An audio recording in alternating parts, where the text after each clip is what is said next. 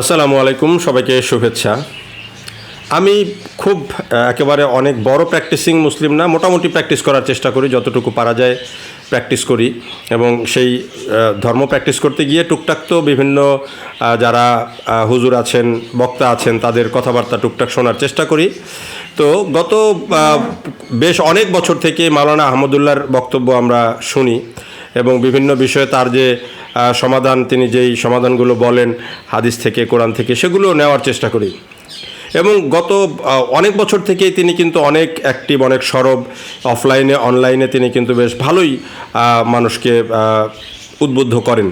কিন্তু হঠাৎ করে গত 2-3 দিন আগে দেখলাম যে মাওলানা আহমদুল্লাহ একটা বক্তব্য দিলেন যে তিনি না ইসলাম নিয়ে গত 15 বছর কথা বলা খুব কঠিন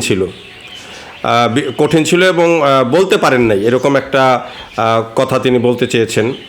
কিন্তু আর কি বলতে চান আমি বুঝি না। তিনি তো মোটামুটি আমি দেখেছি যে অনলাইন অফলাইনে মোটামুটি সবসময় সরব ছিলেন এবং কথা বলেছেন, মানুষকে সমাধান দেওয়ার চেষ্টা করেছেন, এমনকি টেলিভিশনগুলোতেও তিনি কথা বলেছেন।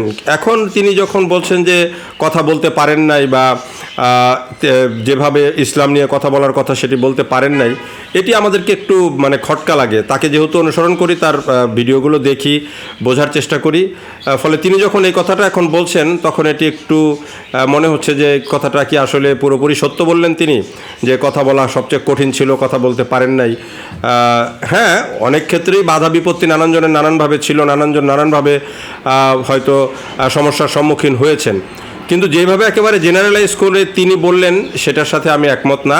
আমি তার বক্তব্য যেহেতু শুনি, তার বিভিন্ন বক্তব্য যেগুলো ইউটিউবে, ফেসবুকে আসে, সেগুলো সবই দেখি। তো সেই ক্ষেত্রে তার এই বক্তব্যটার সাথে আমি একমত না। আপনাদের কি মনে হয় কমেন্ট করে জানাতে পারেন। হয়তো আপনাদের ভাবনা আমার চেয়ে ভিন্ন হতে পারে, কিন্তু আমি যতটুকু দেখেছি তিনি বেশ অ্যাক্টিভ ছিলেন এবং বেশ ভালোই মানুষকে উদ্বুদ্ধ করেছেন এবং মানুষকে বিভিন্ন বিষয়ে কথাবার্তা বলে সমাধান দেওয়ার চেষ্টা করেছেন। হাদিস কোরআনের আলোকে মানুষ যা জানতে চেয়েছে তিনি বলেছেন। এর চেয়ে বড় অনেক আর কি মানে তিনি বলতেন, যেগুলো এখন তো আমি বরং মনে হচ্ছে যে এখন তার অ্যাক্টিভিটিস আরও কম দেখতে পাচ্ছি। আপনাদের কি মনে হয় জানাবেন। দেখার জন্য ধন্যবাদ সবাইকে।